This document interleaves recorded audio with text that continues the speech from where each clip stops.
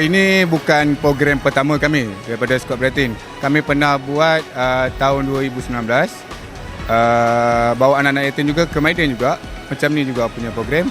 Tapi setahun seterusnya kami tumpukan program anak-anak sekolah pula. Membeli pakaian anak-anak sekolah. Kawasan Parlimen Pasir Salak juga setiap tahun. Cumanya tahun ini kami stopkan untuk pakaian anak sekolah.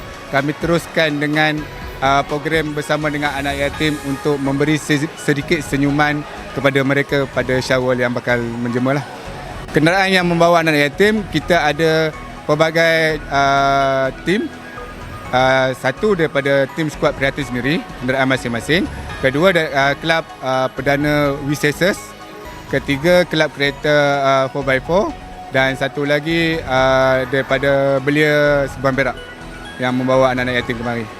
Pada hari ini apabila kita komit, ada dua NGO iaitu Skuad Prihatin bersama Nazri Sabran Team. Jadi itu tercetusnya idea untuk kita buat di peringkat yang lebih besar Parlimen supaya dalam Parlimen Pasir Salak ni menyeluruh dapat. Tidak ada yang tertinggal dan terpinggir.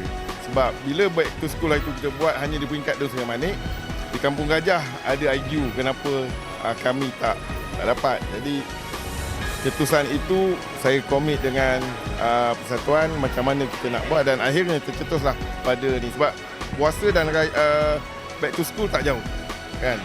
Jadi alhamdulillah hari ini kita dapat hadirkan seramai 120 penerima dan diikuti oleh pengiring, ada yang ibu bapa angkat seramai 250 orang total.